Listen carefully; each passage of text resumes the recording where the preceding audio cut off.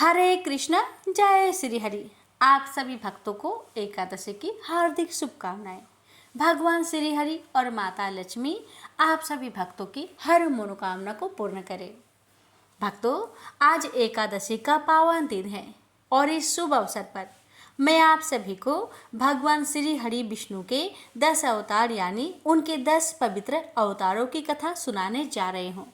आप सभी भक्त तो जानते ही हैं, एकादशी व्रत का बहुत महत्व है। इस दिन भगवान विष्णु की पूजा, व्रत और उनकी कथाओं का श्रवण करने से अनेक जन्मों के पाप का नाश हो जाता है और आत्मा को भी शुद्धि मिलती है। भगवान विष्णु ने धरती पर जब जब अधर्म बढ़ा तब तब उन्होंने अवतार लेकर धर्म की स्थापना की। तो चलिए रसपान करते हैं भगवान विष्णु के इस अवतार की दिव्य कथा। आज के दिन जो भक्त श्रद्धा और भक्ति के साथ एकादशी के दिन भगवान विष्णु के इन दिव्य कथा को श्रद्धा और प्रेम से सुनते हैं, उस भक्त पर विष्णु भगवान की विशेष कृपा प्राप्त होती है।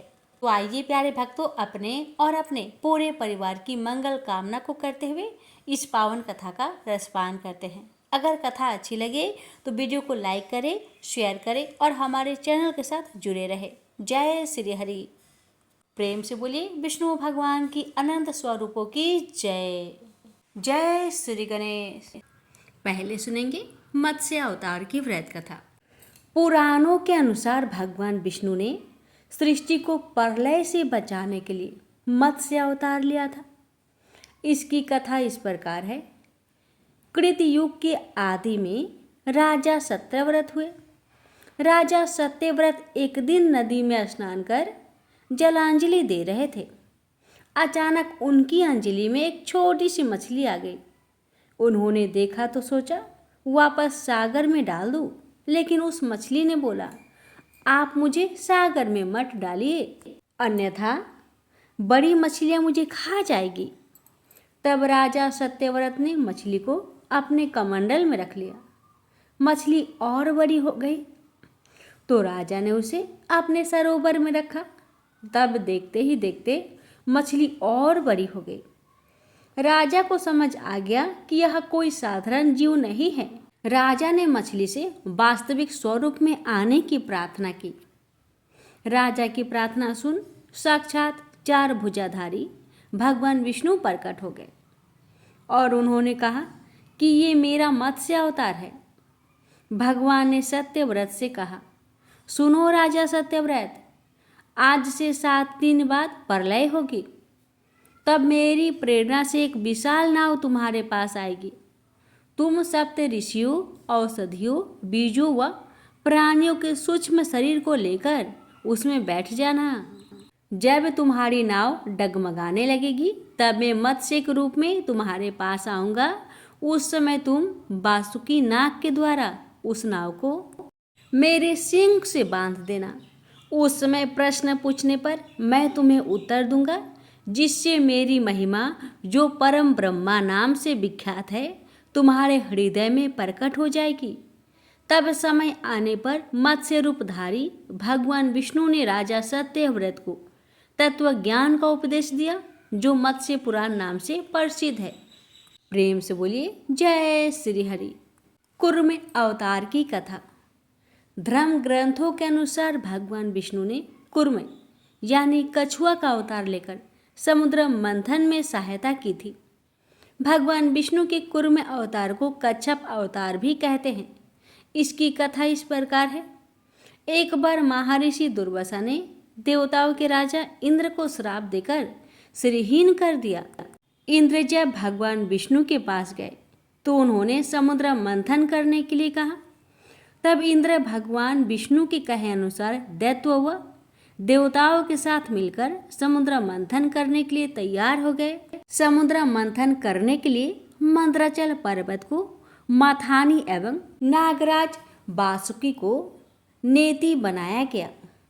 देवताओं और दैत्यों ने अपना मतभेद भूलकर मंद्राचल को उखाड़ा और उसे समुद्र की ओर ले चले, लेकिन वे उसे अधिक दूर तक नहीं ले जा सके। तब भगवान विष्णु ने मंद्राचल को समुद्र तट पर रख दिया।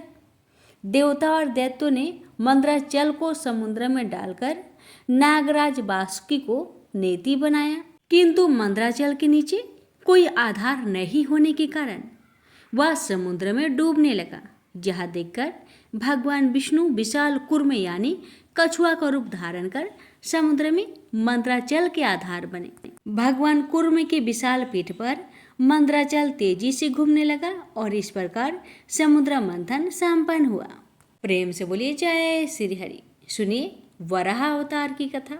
हिरण्याक्ष नामक एक दस्यु के अत्याचारों से पृथ्वी को मुक्ति दिलाने के लिए प्रभु ने वराह रूप में अवतार लिया था।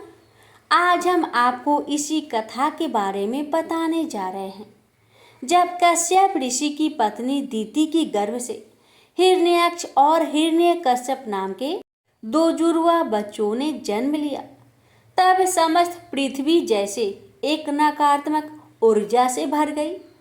प्रकृति का हर कण जैसे यह दर्शाने लगा कि इन दो दैत्यों के अत्याचार से आगामी दिनों में पृथ्वी बहुत कंपित होगी। कहा जाता है कि जो दैत्य पैदा होने के साथ ही बड़े हो जाते हैं, उनके उत्पात की कोई सीमा नहीं होती। यह दो जुड़वा भाई भी कुछ इसी प्रकार बड़े हो गए थे। दोनों भाइयों ने मिलकर प्रजापति ब्रह्मा का कठोर तप किया और उनसे किसी भी मानव शरीर से मृत्यु ना प्राप्त करने का वरदान मांग लिया। बस फिर क्या था, ब्रह्मा जी से अजयता व अमरता का वरदान प्राप्त कर दोनों दैत्यों की स्वेच्छा चरित्र और उड्डनता की जैसी सभी सीमाएं खत्म हो गई। हिरण्याक्ष ने अब तीनों लोकों में विजय प्राप्त करने का निर्णय कर लिया और गदा लेकर इंद्रलोक की ओर चल पड़ा। सभी देवताओं को जब इस बात की सूचना मिली, तब वह सब इंद्रलोक छोड़कर भाग गए।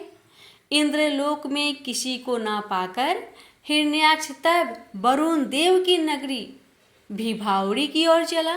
वहां जाकर उसने वरुण देव को युद्ध के लिए ललकारा। वरुण देव अत्यंत क्रोधित हुए, लेकिन उन्होंने उस क्रोध को मन में दबाते हुए हिरण्याक्ष से कहा, आप इतने वीर योद्धा, मुझसे आपसे युद्ध करने की क्षमता कहाँ है? इस संसार में अगर किसी में आपसे युद्ध करने की क्षमता है तो वह श्री विष्णु हैं। आप उन्हीं के पास जाइए। वरुण देव की बात सुनकर श्री हरि की खोज में हिरण्याक्ष देव ऋषि नारद के पास पहुंचा और तब देव ऋषि ने उन्हें बताया कि श्री हरि अभी अपने वराह रूप में पृथ्वी को रसातल से निकालने के लिए गए हुए हैं। नारद की बात सुन हिरण्याक्ष रसातल पहुंचा तो उसने देखा कि एक वराह अपने दांतों पर पृथ्वी को उठाए लिए जा रहा है। ऐसी विस्मयकारी दृश्य देखकर हिरण्याक्ष मन ही मन सोचने लगा कि कहीं यह वराह असल में विष्णु तो नहीं। सहसा उसने उस वराह से कहा, अरे जंगली पशु, तू जल में कहाँ से आ गया है? मूर्ख पशु, तू इस पृथ्वी को कहाँ लिए जा रहा है? इसे तो ब्रह्मा जी ने हमें दिया है। तू मेरे रहते इस पृथ्वी को रसातल से नहीं ले जा सकता। तू दैत्य और दानवों का शत्रु है, इसलिए आज मैं तेरा वध कर डालूंगा। इसके बाद हिरण्याक्ष ने प्रभु से और भी कई तीखे शब्द कहे, लेकिन प्रभु अपने पद से टस से मस नहीं हुए। हिरण्याक्ष ने तब फिर कहा, अरे विष्णु, तू इतना कायर क्यों है? मैंने तुझसे इतने कटु शब्द कहे, फिर भी तू मुझसे युद्ध नहीं कर रहा। इतना कुछ सुनकर भी श्री हरि का ध्यान हिरण्याक्ष पर नहीं गया। एक बार पृथ्वी को अपने स्थान में स्थापित कर देने के पश्चात प्रभु की नजर हिरण्याक्ष पर पड़ी। उन्होंने हिरण्याक्ष से कहा, तुम तो अत्यंत बलवान हो। बलवान लोग प्रलाप नहीं करते बल्कि कार्य दिखाते हैं। तुम इतनी बातें क्यों कर रहे हो? आओ मुझसे युद्ध करो। यह सुनते ही जैसे हिरण्याक्ष का खून खौल गया और वह भगवान विष्णु पर टूट पड़ा। प्रभु बड़ी आसानी से उस असुर के सभी शस्त्रों को नष्ट करते चले जा रहे थे। इसके बाद हिरण्याक्ष त्रिशूल लेकर विष्णु जी की ओर दौड़ा और प्रभु ने तब सुदर्शन चक्र का आह्वान किया।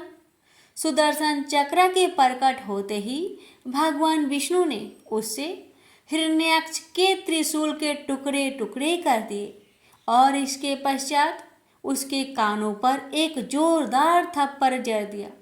यह थप्पड़ इतना तेज था कि हिरण्याक्ष की आंखें बाहर निकल आई और वह निचेष्ट होते हुए जमीन पर धराशायी हो गया। इसके बाद उसी सुदर्शन चक्र से श्रीहरि ने हिरण्याक्ष का वध करते हुए धरती पर उसके अत्याचारों पर सदा के लिए विराम लगा दिया। भगवान विष्णु के हाथों मारे जाने के कारण हिरण्याक्ष बैकुंठ चला गया और वहां के द्वार पहाड़ी के रूप में अपना जीवन व्यतीत करने लगा। इधर अपने दांतों से जल और पृथ्वी को स्थापित और हिरण्याक्ष का वध करने के पश्चात प्रभु की वराह अवतार भी अंतर्ध्यान हो गई। प्रेम से बोलिए जय श्री हरि। भगवान आपकी इस पावन कथा को कहने वाले, श्रद्धा पूर्वक सुनने वाले सभी भक्तों पर अपनी कृपा सदा सर्वदा बनाए रखिएगा। प्रेम से बोलिए जय श्री हरि। सुनिए चौथी कथा भगवान नरसिंह जी की। भगवान विष्णु ने नरसिंह अवतार लेकर दैत्यों के राजा हिरण्यकशिपु का वध किया था। इस अवतार की कथा इस प्रकार है। धर्म ग्रंथों के अनुसार दैत्य का राजा हिरण्यकशिपु स्वयं को भगवान से भी अधिक बलवान मानता था। उसे मनुष्य, देवता, पंछी, पशु न दिन में न रात में, न धरती पर न आकाश में, न अस्त्र से न शस्त्र से मारने का वरदान प्राप्त था। उसके राज्य में जो भी भगवान विष्णु की पूजा करता था उसको दंड दिया जाता था। उसके पुत्र का नाम था प्रहलाद। प्रहलाद बचपन से ही भगवान विष्णु का परम भक्त था। यह बात जब हिरण्यकशिपु को पता चली तो वह बहुत क्रोधित हुआ और प्रहलाद को समझाने का प्रयास किया, लेकिन फिर भी जब प्रहलाद नहीं माना तो हिरण्यकशिपु ने उसे मृत्यु दंड दे दिया। हर बार भगवान विष्णु के चमत्कार से वह बच गया। हिरण्यकशिपु की बहन होलिका, जिसे अग्नि से न जलने का वरदान प्राप्त था, वह प्रहलाद को लेकर धधकती हुई अग्नि में बैठ गई। तब भी भगवान विष्णु की कृपा से प्रहलाद बच गया और होलिका जल गई। जब हिरण्यकशिपु स्वयं प्रहलाद को मारने ही वाला था तब भगवान विष्णु नरसिंह का अवतार लेकर खंभे से प्रकट हुए और उन्होंने अपने नाखूनों से हिरण्यकशिपु का वध कर दिया। प्रेम से बोलिए जय श्री हरि। रसपान करिए पांचवी कथा वामन अवतार की। त्रेता युग में बलि नामक राक्षस ने एक बार सभी देवताओं को युद्ध में हराकर स्वर्ग पर अपना आधिपत्य कर लिया था। इसके बाद वह देवताओं पर तरह तरह के अत्याचार करने लगा। एक दिन सभी देवगण मिलकर देव माता अदिति के पास गए और अपने ऊपर बीत रहे अत्याचारों के बारे में बताया। यह सुनकर देव माता अपने पति ऋषि कश्यप के पास गई और देवताओं की समस्या बताई। महर्षि कश्यप ने कहा, हे देवी, तुम भाद्रपद महीने की शुक्ला पक्ष की द्वादशी का व्रत करो, जिससे प्रसन्न होकर भगवान विष्णु जी तुम्हारी कोख से जन्म लेंगे। अपने पांचवें अवतार वामन अवतार के रूप में देव माता अदिति ने पति महर्षि कश्यप की आज्ञा से विशेष अनुष्ठान किया और फलस्वरूप विष्णु भगवान ने वामन ब्रह्मचारी का रूप धारण कर राजा बलि के यहाँ गए। उस समय राजा बलि ने विशेष यज्ञ का अनुष्ठान किया था और वामन भगवान उसी यज्ञ में जाकर शामिल हो गए। राजा बलि ने वामन भगवान का भव्य स्वागत किया और दक्षिणा देने लगे, किंतु वामन भगवान ने मना कर दिया कहा कि हे राजन, मैं दक्षिणा में कुछ भूमि मांगना चाहता हूँ, क्योंकि मेरे पास इतनी भूमि नहीं जहाँ पर मैं बैठकर भक्ति कर सकूं। ब्रह्मचारी की बात सुनकर राजा बोला, हे भगवान, आप मांगो, कितनी भूमि चाहिए। भगवान विष्णु जी की इस माया को राजा बलि के कुल गुरु शुक्राचार्य पहचान गए और बलि से दक्षिणा में भूमि देने से मना किया और कहा कि यह सब विष्णु की माया है, ताकि तुम्हें युद्ध में हरा सके। किंतु राजा बलि भक्त प्रहलाद का पुत्र होने के साथ साथ बड़ा ही दयावान था। उसके द्वार से कोई भी खाली हाथ नहीं गया। राजा बलि ने अपने राजगुरु की बात नहीं मानी और भूमि देने के लिए तैयार हो गए। जिसके बाद वामन भगवान ने दक्षिणा के लिए 3 पग भूमि मांगी। राजा ने कहा, हे ब्रह्मचारी, आपको मेरे इस विशाल राज्य में जो स्थान अच्छा लगे वहाँ पर आप भूमि ले सकते हैं। इसके बाद वामन भगवान ने अपना विशाल रूप धारण किया और अपना पैर उठाया। एक पैर से ही भगवान ने पूरी पृथ्वी, दूसरे पैर में स्वर्गलोक और ब्रह्मलोक को नाप लिया। तब वामन भगवान ने कहा, हे राजन, मैंने 3 पग भूमि मांगी थी, जिसमें मैं 2 पग भूमि में सब कुछ नाप लिया, किंतु अभी तीसरा पग कहाँ रखूं? तब राजा बलि ने कहा, हे भगवान, आप तीसरा पैर मेरे सिर पर रखकर अपनी दक्षिणा को पूरी कीजिए। और वामन भगवान ने अपना तीसरा पैर राजा बलि के ऊपर रखकर 3 पग भूमि प्राप्त करी। इसके बाद भगवान अपने असली रूप में आकर राजा बलि से कहा, हे राजन, आज से तुम पाताल लोक के स्वामी हो, तुम वहां जाकर राज करो। राजा ने स्वीकार करते हुए कहा कि हे भगवान, आप भी पाताल लोक में सदैव निवास करें, ताकि मुझे आपकी पूजा अर्चना व भक्ति करने का सुख प्राप्त हो सके। वामन भगवान तथास्तु कहकर अंतर्ध्यान हो गए। प्रेम से बोलिए, वामन भगवान की जय हो। अब सुनेंगे छठी कथा श्री राम अवतार की। त्रेता युग में राक्षस राज रावण का बहुत आतंक था। उससे देवता भी डरते थे। उसके वध के लिए भगवान विष्णु ने राजा दशरथ के यहाँ माता कौशल्या के गर्भ से पुत्र रूप में जन्म लिया। इस अवतार में भगवान विष्णु ने अनेक राक्षसों का वध किया और मर्यादा का पालन करते हुए अपना जीवन यापन किया। पिता के कहने पर वनवास गए। वनवास भोगते समय राक्षस राज रावण उनकी पत्नी सीता का हरण कर ले गया। सीता की खोज में भगवान लंका पहुंचे। वहां भगवान श्री राम और रावण का घोर युद्ध हुआ, जिसमें रावण मारा गया। इस प्रकार भगवान विष्णु ने राम अवतार लेकर देवताओं को भय से मुक्त किया। प्रेम से बोलिए, जय श्री हरि। 7वीं कथा श्री कृष्ण अवतार की। द्वापर में भगवान विष्णु ने श्री कृष्ण अवतार लेकर अधर्मियों का नाश किया।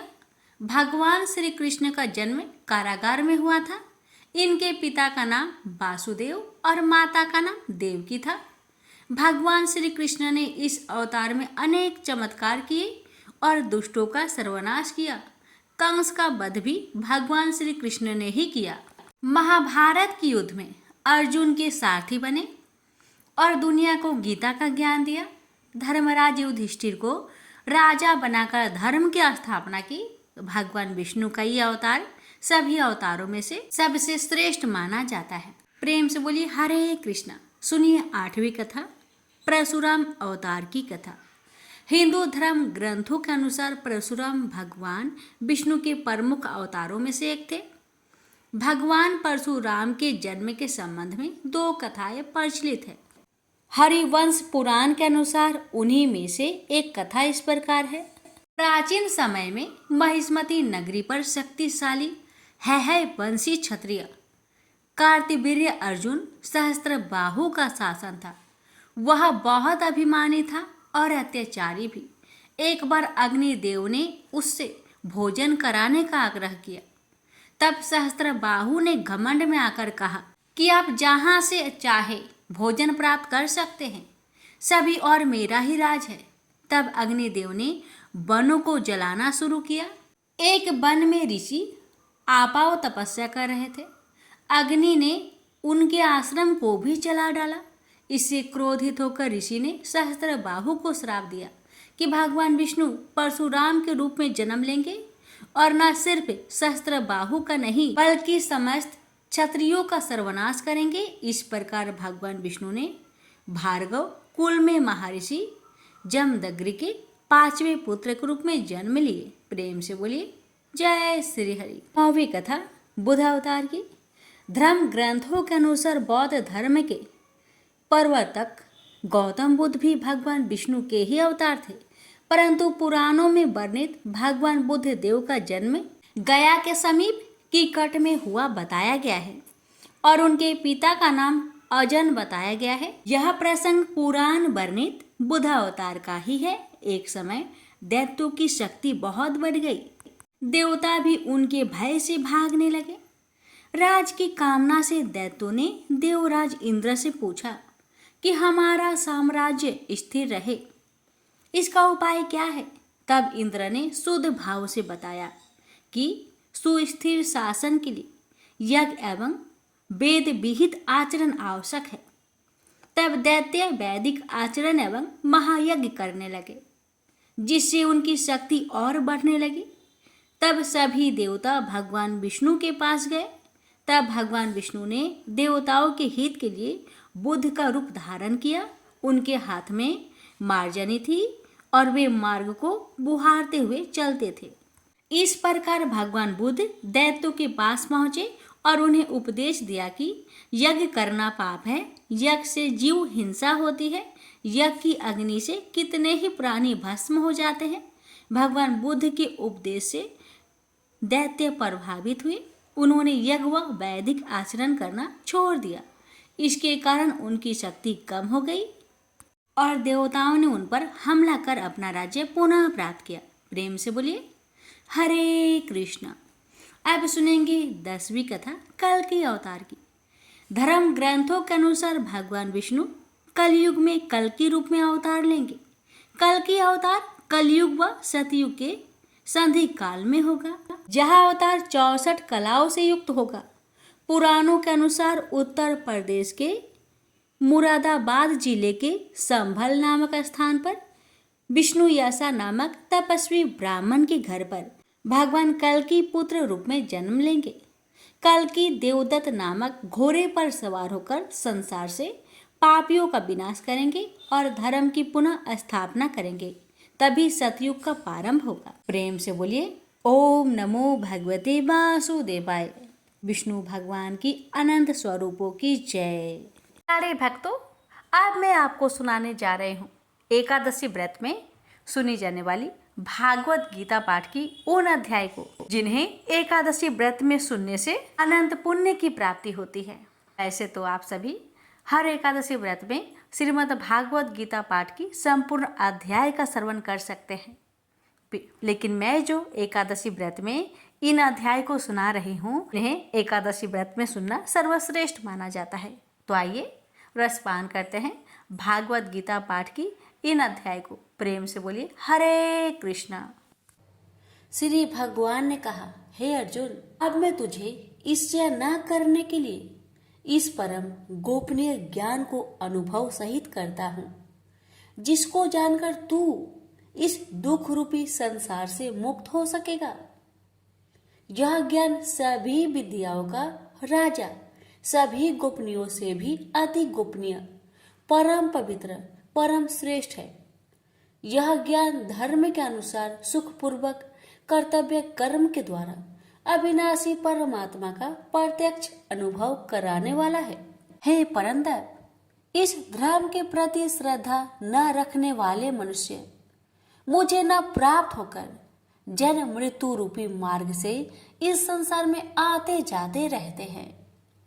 मेरे कारण ही यह सारा संसार दिखाई देता है और मैं ही इस संपूर्ण जगत में अदृश्य शक्ति रूप में सभी जगह स्थित हूँ। सभी प्राणी मुझ में ही स्थित है, परंतु मैं उनमें स्थित नहीं हूँ। हे अर्जुन, यह मेरी ऐश्वर्य पूर्ण योग शक्ति को देख। यह संपूर्ण सृष्टि मुझ में कभी स्थित नहीं रहती है, फिर भी मैं सभी प्राणियों का पालन पोषण करने वाला हूँ और सभी प्राणियों में शक्ति रूप में स्थित हूँ, परंतु मेरा आत्मा सभी प्राणियों में स्थित नहीं रहता है, क्योंकि मैं ही सृष्टि का मूल कारण हूँ। इस प्रकार सभी जगह बहने वाली महान वायु सदैव आकाश में स्थिर रहती है, उसी प्रकार सभी प्राणी मुझ में स्थिर रहते हैं। हे कुंती पुत्र, कल्प के अंत में सभी प्राणी मेरे प्रकृतिक में प्रवेश करके विलीन हो जाते हैं और अगले कल्प के आरंभ में उनको अपनी इच्छा शक्ति से फिर उत्पन्न करता हूँ। 84 लाख योनियों में सभी प्राणी अपनी इच्छा शक्ति के कारण बार बार मेरी इच्छा शक्ति से विलीन उत्पन्न होते रहते हैं। यह सभी पूर्ण रूप से स्वतः मेरी इच्छा शक्ति के अधीन होते हैं। हे धनंजय, यह सभी कर्म मुझे बांध नहीं पाते, क्योंकि मैं उन कार्यों में बिना किसी फल की इच्छा से उदासीन भाव से स्थिर रहता हूँ। हे कुंती पुत्र, मेरी अच्युता, मैं मेरी भौतिक प्रकृति सभी चर तथा अचर जीव उत्पन्न और विनिष्ट करती रहती है। इसी कारण से यह संसार परिवर्तनशील है। मूर्ख मनुष्य मुझे अपने ही समान निष्कृष्ट शरीर आधार वाला समझते हैं, इसलिए वह सभी जीव आत्माओं का परम ईश्वर वाले मेरे स्वभाव को नहीं समझ पाते। ऐसे मनुष्य कभी न पूर्ण होने वाली आशा में, कभी न पूर्ण होने वाले कर्मों में और कभी न प्राप्त होने वाले ज्ञान में विशेष रूप से मोहग्रस्त हुए मेरी मोहने वाली भौतिक प्रकृति की ओर आकर्षित होकर निश्चित रूप से राक्षसी वृत्ति और असुरी स्वभाव धारण किए रहते हैं। ये पृथा पुत्र, मोह से मुक्त हुए महापुरुष देवीय स्वभाव को धारण करके मेरी शरण ग्रहण करते हैं और मुझको सभी जीव आत्माओं का उद्यम जानकर अनन्य भाव से मुझ अविनाशी का स्मरण करते हैं। ऐसे महापुरुष दृढ़ संकल्प से प्रयत्न करके निरंतर मेरे नाम और महिमा का गुणगान करते हैं और सदैव मेरी पूजा में स्थिर होकर मुझे बार बार प्रणाम करते हुए मेरी पूजा करते हैं। कुछ मनुष्य ज्ञान के अनुशीलन द्वारा यज्ञ करके, कुछ मनुष्य मुझे एक ही तत्व जानकर, कुछ मनुष्य अलग अलग तत्व जानकर अनेक विधियों से निश्चित रूप से मेरे विश्व स्वरूप की पूजा करते हैं। हे अर्जुन, मैं ही वैदिक कर्म कांड को करने वाला हूँ, मैं ही यज्ञ हूँ, मैं ही पितरों को दिए जाने वाला तर्पण हूँ, मैं ही जड़ी बूटी रूप में औषधि हूँ, मैं ही मंत्र हूँ, मैं ही घृत हूँ, मैं ही अग्नि हूँ और मैं ही हवन में दी जाने वाली आहुति हूँ। इस संपूर्ण ब्रह्मांड का मैं ही पालन करने वाला पिता हूँ, मैं ही उत्पन्न करने वाली माता हूँ, मैं ही मूल स्रोत दादा हूँ, मैं ही इसे धारण करने वाला हूँ, मैं ही पवित्र करने वाला ओमकार शब्द से जानने योग्य हूँ, मैं ही ऋग्वेद, सामवेद और यजुर्वेद हूँ, मैं ही सभी प्राप्त होने वाला परम लक्ष्य हूँ, मैं ही सभी का भरण पोषण करने वाला हूँ, मैं ही सभी का स्वामी हूँ, मैं ही सभी के अच्छे बुरे कर्मों को देखने वाला हूँ, मैं ही सभी का परम धाम हूँ, मैं ही सभी की शरण स्थली हूँ, मैं ही सभी से प्रेम करने वाला घनिष्ठ मित्र हूँ, मैं ही सृष्टि को उत्पन्न करने वाला हूँ, मैं ही सृष्टि के संहार करने वाला हूँ, मैं ही सभी का स्थिर आधार हूँ, मैं ही सभी को आश्रय देने वाला हूँ और मैं ही सभी का अविनाशी कारण हूँ। हे अर्जुन, मैं ही सूर्य रूप में तपकर जल को भाप रूप में रोककर बारिश रूप में उत्पन्न करता हूँ। मैं ही निश्चित रूप से अमर तत्व हूँ, मैं ही मृत तत्व हूँ, मैं ही सत्य रूप में सत्य हूँ और मैं ही असत्य रूप में पदार्थ हूँ। जो मनुष्य तीनों वेदों के अनुसार यज्ञों के द्वारा मेरी पूजा करके सभी पापों से पवित्र होकर सोमरस को पीने वाले की स्वर्ग लोकों की प्राप्ति के लिए प्रार्थना करते हैं, वह मनुष्य अपने पुण्य के फल स्वर्ग इंद्रलोक में जन्म को प्राप्त होकर स्वर्ग में देवी देवताओं वाले सुखों को भोगते हैं। वह जीव आत्मा उस विशाल स्वर्ग लोक के सुखों का भोग करके पुण्य फलों के समाप्त होने पर इस मृत्यु लोक में पुनः जन्म को प्राप्त होते हैं। इस प्रकार तीनों वेदों के सिद्धांतों का पालन करके सांसारिक सुख की कामना वाले मनुष्य बार बार जन्म और मृत्यु को प्राप्त होते हैं। जो मनुष्य एकमात्र मुझे लक्ष्य मानकर अनन्य भाव से मेरी स्मरण करते हुए कर्तव्य कर्म द्वारा पूजा करते हैं, जो सदैव निरंतर मेरी भक्ति में लीन रहता है, उस मनुष्य की सभी आवश्यकताएं और सुरक्षा की जिम्मेदारी मैं स्वयं निभाता हूँ। हे कुंती पुत्र, जो भी मनुष्य श्रद्धा पूर्वक भक्ति भाव से अन्य देवी देवताओं को पूजा करते हैं, वह भी निश्चित रूप से मेरी ही पूजा करते हैं, किंतु उनका वह पूजा करना अज्ञानता पूर्ण मेरी प्राप्ति की विधि से अलग त्रुटि पूर्ण होता है। मैं ही निश्चित रूप से समस्त यागों का भोग करने वाला हूँ और मैं ही स्वामी हूँ, परंतु वह मनुष्य मेरी वास्तविक रूप को तत्व से नहीं जानते, इसलिए वह कामनाओं के अनुसार पूर्ण जन्म को प्राप्त होते हैं। जो मनुष्य देवताओं की पूजा करते हैं वह देवताओं को प्राप्त होते हैं, जो अपने पूर्वजों की पूजा करते हैं वह पूर्वजों को प्राप्त होते हैं, जो भूतों की पूजा करते हैं वह उन भूतों के कुल को प्राप्त होते हैं, परंतु जो मनुष्य मेरी पूजा करते हैं वह मुझे ही प्राप्त होते हैं। जो मनुष्य एक पत्ता, एक फूल, एक फल, थोड़ा सा जल और कुछ भी निष्काम भक्ति भाव से अर्पित करता है, उस शुद्ध भक्त का निष्काम भक्ति भाव से अर्पित किया हुआ सभी कुछ मैं स्वीकार करता हूँ। हे कुंती पुत्र, तू जो भी कर्म करता है, जो भी खाता है, जो भी हवन करता है, जो भी दान देता है और जो भी तपस्या करता है, उस सभी को मुझे समर्पित करते हुए कर। इस प्रकार तू समस्त अच्छे और बुरे कर्मों के फलों के बंधन से मुक्त हो जाएगा और मन से सभी सांसारिक कर्मों को त्याग कर मन को परमात्मा में स्थिर करके विशेष रूप से मुक्त होकर मुझे ही प्राप्त होगा। मैं सभी प्राणियों में समान रूप से स्थित हूँ।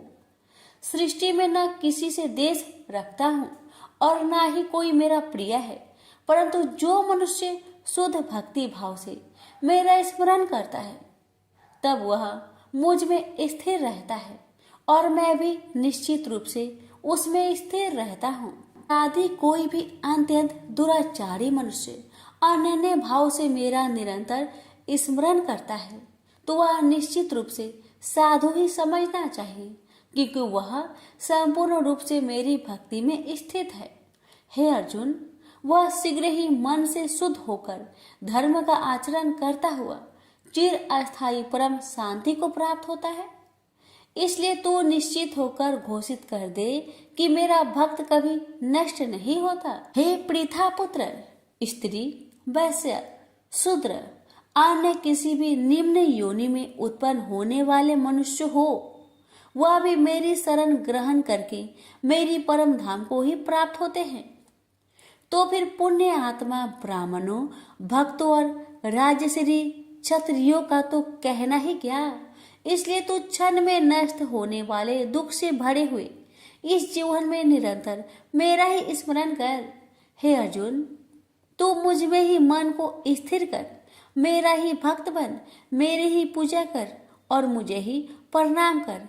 इस प्रकार अपने मन को मुझ परमात्मा में पूर्ण स्वरूप से स्थिर करके मेरी शरण होकर तू निश्चित रूप से मुझे ही प्राप्त होगा। इस प्रकार उपनिषद, ब्रह्म विद्या तथा योग शास्त्र रूप श्रीमद् भागवत गीता के श्री कृष्ण अर्जुन संवाद में राज विद्या योग नाम का 9वां अध्याय संपूर्ण हुआ। प्रेम से बोलिए श्री कृष्ण भगवान की जय। आप सुनेंगे 9वां अध्याय का महात्म्य। श्री नारायण जी बोले, हे लक्ष्मी जी, दक्षिण देश में एक भाव सुशर्मा नामक क्षुद्र रहता था। वह बड़ा पापी और मांस मदिरा भक्षी था। एक दिन मदिरा पीने से उसकी देह छूट गई और मरकर प्रेत हुआ। वृक्ष पर बैठ गया। एक ब्राह्मण भी उसी नगर में रहता था। दिन को भिक्षा मांगकर स्त्री को लाकर देता। नारी उसकी कलहनी थी। समय पाकर उन दोनों ने प्राण त्यागे और वह दोनों मरकर प्रेत हुए और वह भी उस वृक्ष के तले में आकर रहे। कुछ काल व्यतीत हुआ। तब एक दिन उसकी नारी पिचासनी ने कहा, पुरुष पिचास, तुमको कुछ पिछले जन्म की खबर है? तब पिचास ने कहा, तूने पिछले जन्म में क्या साधना की थी जिससे तुझे खबर है? तब उस पिचास ने कहा, मैंने पिछले जन्म में एक ब्राह्मण से आध्यात्मिक कर्म सुना था। तब फिर पिचासनी ने कहा, तूने और कौन सी साधना की थी तथा वह ब्राह्मण कौन था और वह आध्यात्मिक कर्म कौन सा है जिसके सुनने से तुझे पिछले जन्म की खबर है? पिचास ने कहा, मैंने और कुछ पुण्य किया, केवल गीता जी का श्लोक श्रवण किया। उसका प्रयोजन यह है कि एक समय अर्जुन ने श्री कृष्ण से 3 बातें पूछी थी जो गीता जी की 9वें अध्याय में लिखी है। वह तीनों बातें पिचासनी ने पिचास से श्रवण करी। इन बातों के सुनते ही एक और प्रेत उस वृक्ष से निकला। उसने कहा, अरे पिचासनी, यह 3 बातें फिर से कहो जो अभी सुना रही थी। पिचासनी ने कहा, तू कौन है? मैं तुझे नहीं जानती। मैं अपने पति से पूछती हूँ वह कर्म कौन था जिससे पिछले जन्म की बातें याद रही। तब उसके पति ने पुनः तीनों बातें सुनाई जिनके सुनते ही वह तीनों प्रेत योनि से छुटकर देव देही धारण कर विमानों पर बैठकर बैकुंठ को गए। श्री भगवान जी बोले, हे लक्ष्मी, यह 9वें अध्याय का महात्म्य है। प्रेम से बोलिए लक्ष्मी नारायण की जय। कृष्ण भगवान बोले, हे महाबाहो, मेरी और भी कल्याण कारण वचन सुनो। तुम पर मेरी अत्यंत प्रीति है, अतएव तुम्हारे कल्याण के लिए मैं कहता हूँ। मेरी उत्पत्ति का हाल न तो देवता ही जानते हैं और न महर्षि लोग। मैं ही देवों और महर्षियों का आदि कारण हूँ, जो मुझे अनजन्म अनादि और सब लोगों का ईश्वर मानते हैं। वे सब मोह रहित है, उनके पाप नष्ट हो जाते हैं। बुद्धिमान, क्षमा, सत्य, दंभ, सम, सुख, दुख, जन्म मरण, भय अभय, अहिंसा, ममता, संताप, तप, दान, यश, अपयश इत्यादि जो अनेक प्रकार के भाव हैं, वे सब मुझसे उत्पन्न होते हैं। 7 महर्षि और उनसे पहले 4 मनुष्य मेरे मन से उत्पन्न हुए। जो मनुष्य मेरी इस विभूति को भली भांति जानते हैं, वे निश्चय योग से सिद्ध होते हैं। इसमें संदेह नहीं।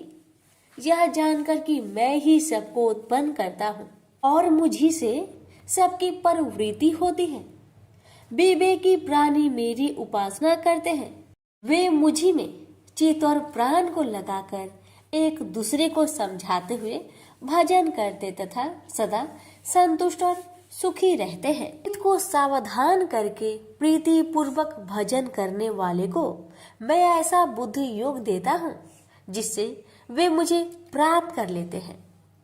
उन पर अनुग्रह करके मैं उनकी बुद्धि में स्थित हो देदीप्यमान ज्ञान देता हूँ। अर्जुन ने कहा, आप परम ब्रह्मा हो, परम धाम हो, परम मित्र, अचल और दिव्य पुरुष हो, आदि देव हो, अनजन्मा हो, सन्यासी हो। तुमको सब ऋषि, देव ऋषि नारद, अमित, देवज्ञ और व्यास भी ऐसा कह गए और स्वयं में वह तुम भी कह रहे हो हे केशव। जो तुमने मुझसे कहा है सो सब सत्य मानता हूँ हे भगवान। देवता और दानव इन दोनों ने ही तुम्हारे रूप को नहीं जाना है। सब चीजों की उत्पन्न करने वाले भूतेश, हे देव, हे जगतपते, हे पुरुषोत्तम, आप स्वयं ही अपने को जानते हैं। अतः आप अपनी गत दिव्य विभूतियों का हाल पूर्णतया वर्णन कीजिए, जिनके द्वारा आप इन सब लोकों में व्याप्त हो रहे हैं। चिंतन करता हुआ भी मैं आपको किस प्रकार से जान सकता हूँ? आपका ध्यान किन किन भावों से करना उचित है? हे जनार्दन, कृपया अपनी माया और विभूतियों को विस्तार से कहिए। अमृत रूपी आपकी इस वाणी को सुनने से मेरा मन तृप्त नहीं होता। श्री कृष्ण बोले, मेरा विस्तार तो अनंत है, तो भी मुख्य मुख्य विभूतियों को मैं तुम्हें सुनाता हूँ। गुणकेश, समस्त भूतों के अंत कारण में रहने वाला आत्मा मैं ही हूँ। मैं ही उनका आदि मध्य अंत हूँ। मैं ही आदित्य में विष्णु, प्रकाश को मैं अनेक किरणों से भूषित सूर्य, मरुद गणों में मरीच, नक्षत्रों में चंद्रमा मैं ही हूँ। मैं वेदों में सामवेद, देवों में विष्णु, इंद्रियों में मन और धृत मात्र में चैतन्य मैं ही हूँ। रुद्रों में शिव, यज्ञों में कुबेर, अष्ट वस्तुओं में अग्नि और पर्वतों में सेमरु मैं ही हूँ। हे पार्थ, पुरोहितों में बृहस्पति, सेनापतियों में स्कंद और जलाशयों में समुद्र मैं ही हूँ। मैं महर्षियों में भृगुबानी हूँ, अक्षरों में ओंकार, यज्ञों में जप, यज्ञों और स्वथवारों में हिमालय मैं ही हूँ। वृक्षों में पीपल, देव ऋषियों में नारद, गंधर्वों में चित्ररथ, सिद्धों में कपिल मुनि, वेदों में अमृत से उत्पन्न उच्च श्रवा, गजेंद्रों में ऐरावत और मनुष्यों में राजा मैं ही हूँ। धातुओं में वज्र, गौओं में कामधेनु, प्रजा की उत्पत्ति करने वालों में कामदेव और सर्पों में वासुकी मैं ही हूँ। नागों में शेषनाग, जलचरों में वरुण, पितरों में आर्यमा और शासन करने वालों में यमराज मैं ही हूँ। शुद्ध करने वालों में वायु, शस्त्रधारियों में राम, नदियों में गंगा मैं ही हूँ।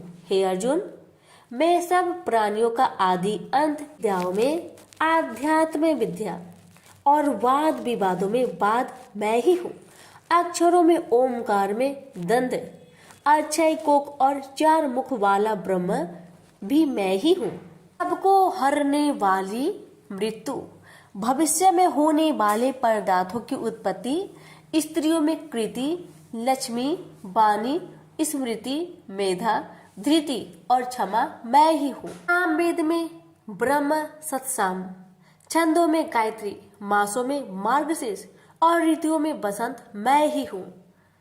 यादवों में वासुदेव, पांडवों में अर्जुन, मुनियों में व्यास और कवियों में शुक्र मैं ही हूँ।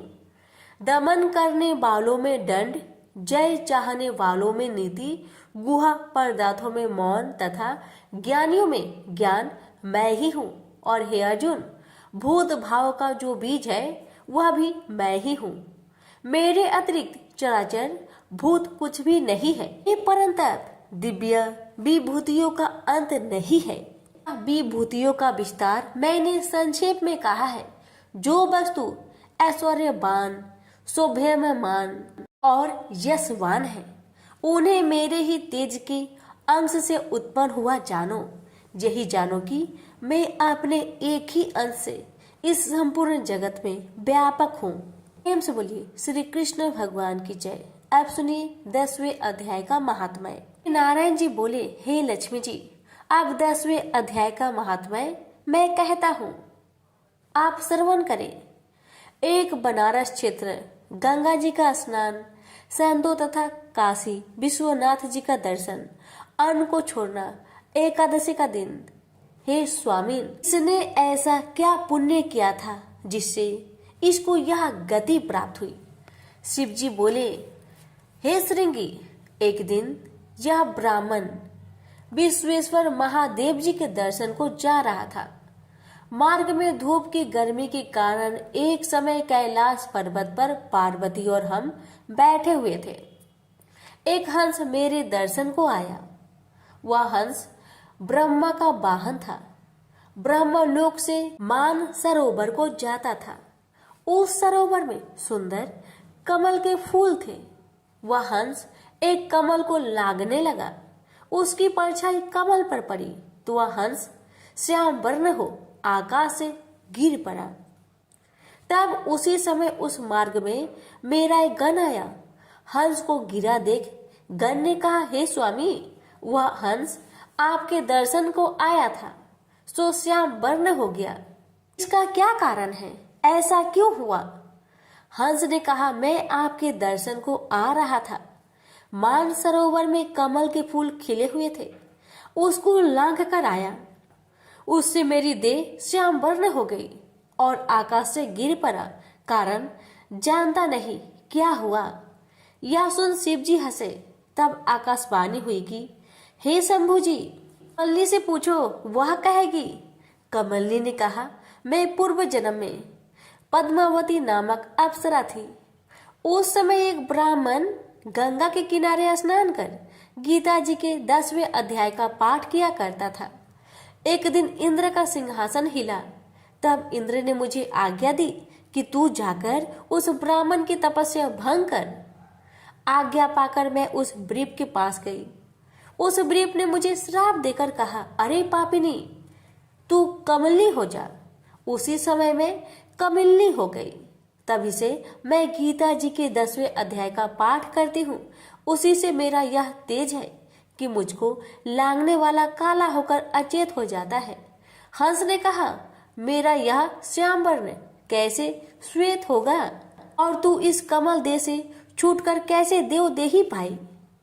तब कमलनी बोली, जब कोई श्री गीता जी के 10वें अध्याय का पाठ सुनाएगा उद्धार होगा। तब एक ब्राह्मण ने सरोवर में स्नान कर गीता जी के 10वें अध्याय का पाठ किया। उसे हंस ने और कमलनी ने सुना। तब उसका उद्धार हुआ। प्रेम से बोलिए लक्ष्मी नारायण की जय, उमापति शंकर भगवान की जय। अर्जुन ने पूछा, इस प्रकार जो भक्त सदैव योग युक्त होकर आपकी उपासना विधि पूर्वक करते हैं और वे जो अव्यक्त पर ब्रह्म को भजते हैं, इन दोनों में कौन सा योगी श्रेष्ठ है? श्री भगवान जी बोले, जो मेरे विषय में मन लगाकर परम श्रद्धा पूर्वक मुझको भजते हैं वे उत्तम योगी हैं। मैं यह मानता हूँ, परंतु जो इंद्रियों को संयम करके सर्वत्र सम दृष्टि रखने वाला सब प्राणियों के हित में लगे हुए कथनीय अव्यक्त सर्वव्यापी अचिंतनीय निर्विकार अचल ध्रुव अक्षर का भजन करते हैं, वे भी मुझे प्राप्त होते हैं। अव्यक्त में मैं जिनका चित्त आसक्त है वह कष्ट अधिक पाते हैं, क्योंकि अव्यक्त गति के प्राणी कष्ट पाते हैं। हे पार्थ, जो प्राणी अपने सब कर्मों को अर्पण करके मेरी शरण में आकर अनन्य भक्ति से मेरा ध्यान करते हैं और पूजते हैं, उन शरण में आए हुए भक्तों को मैं थोड़े समय में ही मृत्यु संचार से उद्धार कर देता हूँ। मुझ में ही मन रखो, मुझ में ही बुद्धि रखो, तब तुम मुझ में ही निवास करोगे, इसमें कुछ संदेह नहीं। हे धनंजय, यदि इस प्रकार तुम मुझसे अपने चित्त को रखने में समर्थ ना हो तो योग अभ्यास द्वारा हमारे पाने के लिए बार बार यत्न करो। यदि अभ्यास भी ना हो सके तो मेरे उद्देश्य से व्रत आदि ही करो। यदि मेरे लिए तुम कर्म करोगे तो भी तुम्हें मुक्ति प्राप्त होगी, और यदि ऐसा भी ना कर सके तो मन को रोककर अनन्य भाव से मेरी शरण में आओ और फल की आशा छोड़कर कर्म करो, क्योंकि अभ्यास से ज्ञान उत्तम है, ज्ञान से ध्यान श्रेष्ठ है, त्याग से शांति प्राप्त होती है।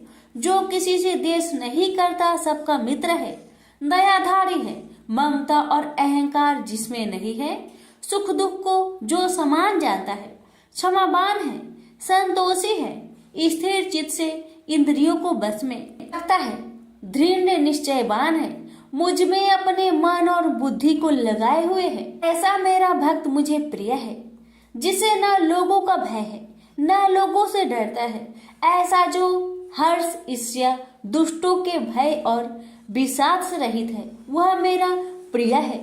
जो कुछ मिले उसी में संतुष्ट, पवित्र पक्ष, निष्पक्ष, दुख रहित, फल की आशा त्याग कर करने वाला, ऐसा जो मेरा भक्त है वह मुझे प्रिय है। जो लाभ से प्रसन्न हो, किसी से द्वेष न करे, इष्ट पदार्थ के नष्ट होने से दुखी न हो, किसी वस्तु की इच्छा न करे, अशुभ तथा शुभ दोनों का त्यागी हो, वह भक्त मेरा परम प्रिय है। जिसको शत्रु और मित्र मान और अपमान, सर्दी और गर्मी, सुख तथा दुख समान है, और जो वासनाओं से रहित है, निंदा एवं स्तुति को समान जानता है, जो मुझ में श्रद्धा करके मुझे मानता हुआ इस अमृत के समान कल्याणकारक धर्म का आचरण मेरे उपदेश अनुसार करते हैं, वे मुझे अत्यंत प्रिय है। प्रेम से बोलिए श्री कृष्ण भगवान की जय। आप सुनिए 12वें अध्याय का महात्म्य। श्री भगवान बोले, हे लक्ष्मी, अब 12वें अध्याय का महात्म्य सुनो। दक्षिण देश में एक सुखानंद नाम का राजा रहता था, जिसके नगर में एक अत्यंत लंपट रहता था। एक गणिका से उसकी प्रीति थी। वह दोनों एक देवी के मंदिर में जाकर मदिरा पान किया करते, मांस खाए और भोग भोगे। और जो कोई पूछे तुम यहाँ क्या करते हो, तो कहते हम यहाँ रहकर देवी की सेवा करते हैं, ऐसे झूठ कह देते। उसी मंदिर में एक ब्राह्मण देवी की सेवा करता था। एक दिन उस ब्राह्मण ने देवी की स्तुति की। देवी प्रसन्न होकर बोली, वर मांग, जो मांगेगा सो दूंगी। उसने धन संतान का सुख मांगा।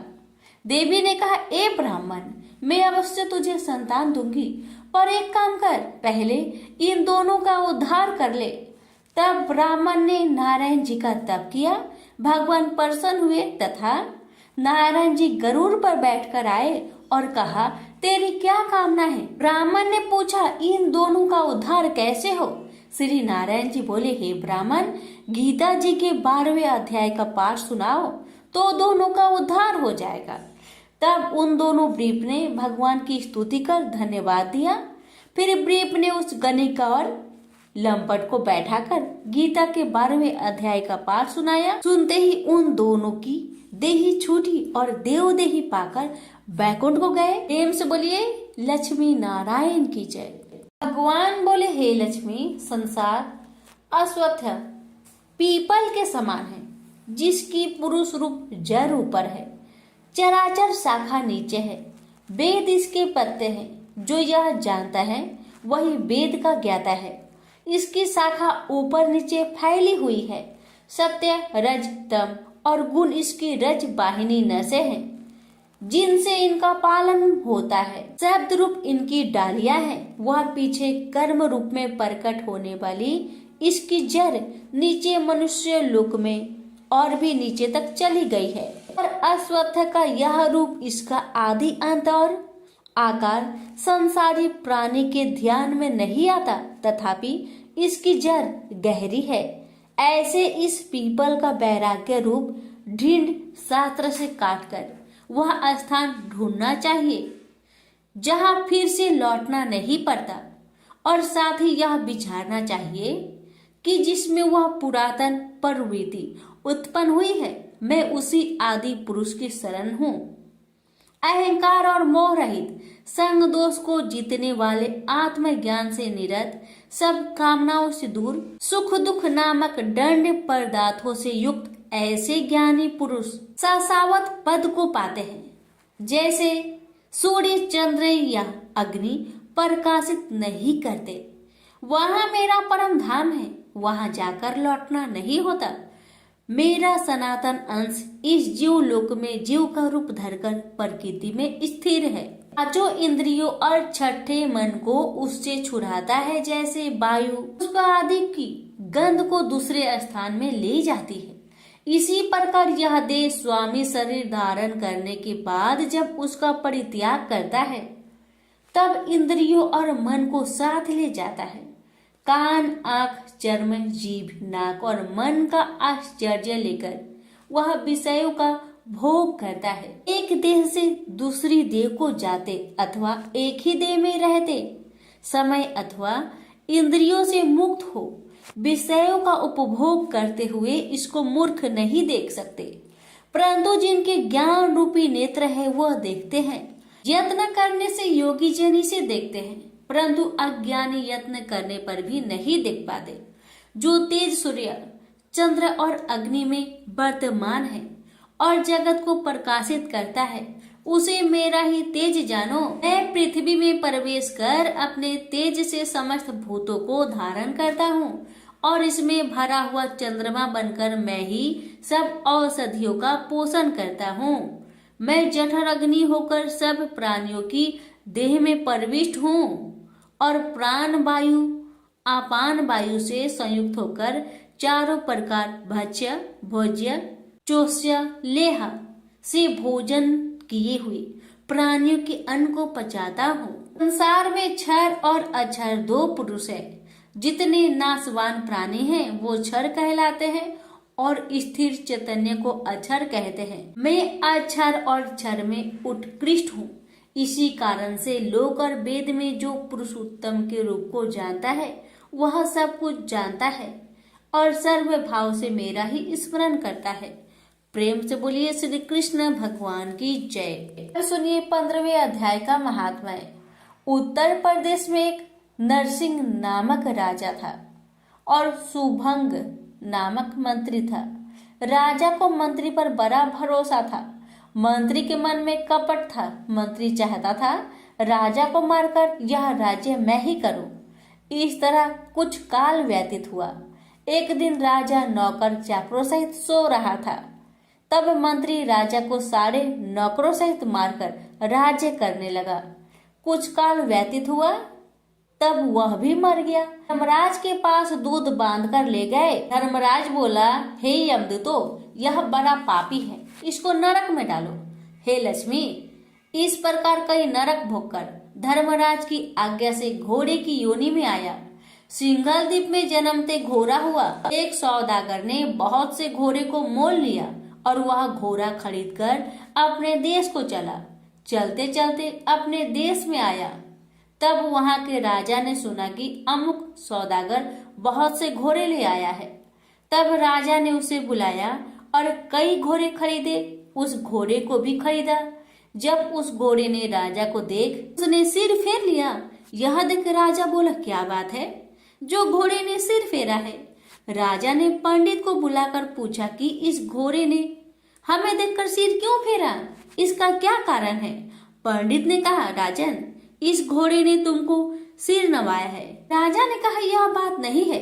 कई दिन पीछे राजा शिकार खेलने को उसी घोड़े पर सवारी करके गया।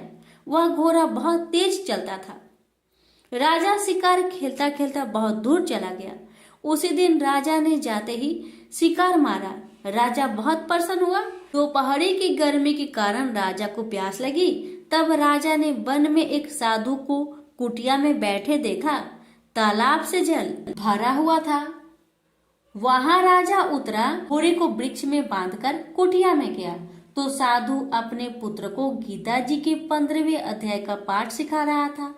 वृक्ष के पट्टे पर श्लोक लिखकर बालक से कहा, खेलते भी रहो और इसको कंठ करो।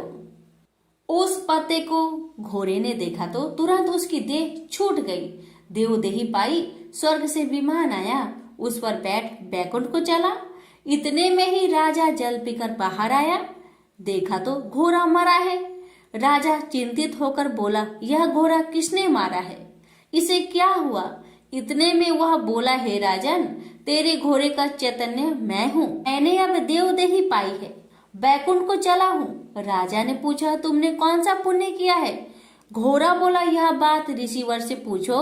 राजा ने मुनीश्वर से पूछा। मुनि बोला, हे राजन, गीता जी का श्लोक लिखा हुआ पत्ता इसके आगे पड़ा है, घोड़े ने यह अक्षर देखे हैं, इस कारण घोड़े की सदगति हुई है। श्री नारायण जी बोले, हे लक्ष्मी, यह गीता के 15वें अध्याय का महात्म्य मैंने तुमको सुनाया। प्रेम से बोलिए लक्ष्मी नारायण की जय। अर्जुन ने पूछा, हे केशव, मैं संन्यास एवं त्याग के तत्व पृथक पृथक जानने की इच्छा करता हूँ। श्री कृष्ण बोले, हे पार्थ, कामना वाले कर्मों के त्याग को ज्ञानी लोग संन्यास मानते हैं और अज्ञानी पुरुष फल के त्याग को त्याग कहते हैं। कोई पंडित कर्म को दोष युक्त जानकर त्यागना ठीक कहते हैं। कोई यज्ञ, दान, तप आदि कर्मों को छोड़ने योग्य बताते हैं। हे भारत, त्याग के विषय में मेरा ऐसा मत है कि त्याग 3 प्रकार के हैं। यज्ञ, दान, तप आदि कर्मों को नहीं त्यागना चाहिए। ये सब कर्म आसक्त और फल को त्याग कर करने चाहिए। मेरे निश्चय मत यही है जो सर्वोत्तम है। अपनी नियमित कर्मों का त्यागना उचित नहीं है। यह मोहवश ऐसा किया जाए तो वह तामस त्याग है, कर्म दुखप्रद है। यह विचार कर एवं शरीर के कलेश के भय से जो त्याग करता है उसे त्याग का फल नहीं मिलता। यह राजस त्याग कहलाता है। हे अर्जुन, अपना नियमित कर्म अवश्य करने योग्य है। फल तथा आसक्त को त्याग कर जो कर्म किया जाता है वह सात्विक कर्म है। जो दुखदायक कर्म से देश नहीं करता तथा सुखदायक कर्म से प्रीति नहीं करता वह त्यागी, सत्यशील, बुद्धिमान तथा मुक्ति की योग्य है। देहधारी संपूर्ण कर्मों का त्याग नहीं कर सकता। कर्म का फल त्याग कर कर्म करने वाला त्यागी है। कर्मफल 3 प्रकार के हैं, अनिष्ट, इष्ट एवं मित्र। जो त्याग नहीं करते उनको ये मरने के बाद मिलते हैं और त्यागियों को नहीं मिलते। हे महाबाहो, संपूर्ण कर्मों की सिद्धि के लिए 5 प्रकार सांख्य शास्त्र में कहे हैं, उनको सुनो। शरीर कर्ता, साधन, पृथक पृथक चेष्टाएं और देव शरीर, वाणी एवं मन से जो भला बुरा कार्य किया जाता है उसके ये 5 कारण हैं। वह दुर्मति कुछ नहीं जानता जिसको यह अहंकार नहीं है कि मैं करता हूँ, और जिसकी बुद्धि कर्मों में लिप्त नहीं है। वह मनुष्य प्राणियों को मारकर भी उनको नहीं मारता और उनमें नहीं बंधता। ज्ञान, गृह और ज्ञाता ये 3 ही कर्मों के प्रेरक है। कारण, कर्म और कर्ता ये 3 कर्म के साधन हैं। सांख्य शास्त्र में ज्ञान, कर्म और कर्ता ये सत्वाधिक गुण के भेद 3 प्रकार के हैं। इनको भी सुनो। जब भिन्न भिन्न प्राणियों में एक अविनाशी अविभक्त सत्ता जो दिखता है वह ज्ञान सात्विक कहलाता है। जिस ज्ञान से प्राणियों में नाना प्रकार की सत्ता दिखाई देती है उसको राजस ज्ञान जानो। ऐसा ज्ञान जिसके बिना कारण और सर्वार्थ के जाने एक ही कार्य में लगा रहे वह अल्प और तामस है। फल की इच्छा ना करके जो नित्य कर्म संग देश को त्याग कर किया जाता है, जो फल की इच्छा एवं अहंकार से बड़े यत्न से किया जाता है वह राजस कर्म है। जो कर्म परिमाण धन का खर्च दूसरे की पीड़ा और अपना पुरुषार्थ न जानकर मोहबस किया जाता है वह तामस कर्म कहलाता है। संग से रहित अहंकार, धैर्य और उत्साह युक्त सिद्ध व असिद्धि में समान रहता है वह सात्विक कर्म कहलाता है। गुण की तरह बुद्धि और धर्म के इनके भी 3 भेद है, सुनो। जो बुद्धि पर वृत्ति, निवृत्ति, कर्तव्य, अकर्तव्य, भय, अभय और बंधन मोक्ष को जानता है, वह सात्विकी है।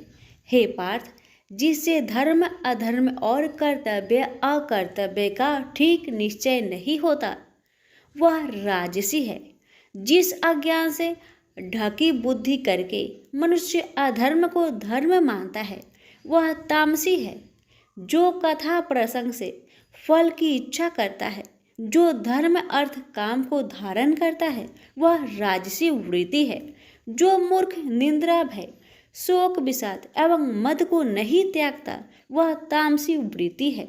अब तीनों प्रकार के सुखों को सुनो। जिसका योगाभ्यास में चित रहता है, उसके दुख का अंत हो जाता है। सुख सात्विक है, आरंभ में विष के समान और अंत में अमृत के तुल्य होता है। सुख आरंभ में अमृत तुल्य, अंत में विष के तुल्य विषयों और इंद्रियों के संयोग से होता है। उसे राजसी सुख कहते हैं। जो सुख आदि और अंत दोनों में मनुष्य को मोह में फंसाता है और जो आलस्य तथा प्रमोद से उत्पन्न होता है, वह तामस सुख है। सम दम तप पवित्रता क्षमा नम्रता ज्ञान अनुभव और परलोक में श्रद्धा, ये ब्राह्मणों के स्वाभाविक सिद्ध कर्म है। बहादुरी, तेजस्विता, धैर्य, चतुराई, युद्ध, स्थिरता, उदारता और प्रभुता, ये क्षत्रिय के स्वाभाविक कर्म हैं। खेती गोरक्षा स्वाभाविक कर्म है। जो लोग अपने अपने गुणों और प्रवृत्तियों के अनुसार कर्म करते हैं, उनको सिद्धि प्राप्त होती है। और जिसने सब जगत का विस्तार किया है, उस ईश्वर को अपने कार्य के द्वारा आराधना करके मनुष्य सिद्धि को पाता है। दूसरे उत्तम कर्म से अपना नीच कर्म ही श्रेष्ठ है। सर्वत्र आसक्त को छोड़ने वाला आत्मा, जीतने वाला इच्छा रहित मनुष्य संन्यास के द्वारा सर्व कर्म निवृत्ति रूप परम सिद्धि को पाता है। वह फिर कैसे ब्रह्म को प्राप्त होता है? सो मुझसे सुनो, यही इस ज्ञान की परानिष्ठा है। शुद्ध बुद्धि से युक्त होकर धृति द्वारा इस मन को बस में लगाकर शब्द आदि विषयों को छोड़कर राग देश से रहित होकर एकांत में रहने वाला, मीताहारी, वाणी और मन को जीतने वाला, नित्य ध्यान युक्त और वैराग्य, अहंकार, बल, घमंड, काम, क्रोध तथा परिग्रह छोड़कर ममताहीन और शांत मनुष्य ब्रह्म भाव के योग होता है। ब्रह्म को प्राप्त हुआ पुरुष दत्तचित होकर सुख व अभिलाषा को नहीं करता है। जीवन मात्र में समदर्शी होकर मुझ में परम भक्ति पाता है। इस प्रकार ज्ञानी सदैव मुझ में निवास करने वाले सब कर्मों को भोग करता हुआ मेरे अनुग्रह से अविनाशी सनातन मोक्षप्रद को प्राप्त होता है। तत्पश्चात तत्व से मुझे जानकर फिर मन मुझ में ही प्रवेश करता है। सावधानी से अपना मन मुझ में स्थिर कर और सब कर्मों को मुझ में अर्पण कर बुद्धि योग के आश्रय से निरंतर अपने चित्त को मुझ में लगाओ। मेरे में चित्त लगाकर मेरी कृपा से दुर्गम कष्टों से तर जाओगे। यदि अहंकार से मेरी बात सुनोगे तो नष्ट हो जाओगे। यदि अहंकार का आश्रय लेकर युद्ध नहीं करूँगा ऐसा मानते हो तो यह तुम्हारा निश्चय झूठा है, क्योंकि स्वभाव तुम्हें युद्ध करवाएगा। हे कौतन्य, जिस कर्म को तू अब मोह से करना चाहता है उसे अपने स्वाभाविक कर्म से बंधा हुआ बेबस होकर करेगा। हे अर्जुन, जीवों के हृदय में स्थिर ईश्वर उनको माया से भ्रमा रहा है, मानो सब यंत्र पर चढ़े हैं।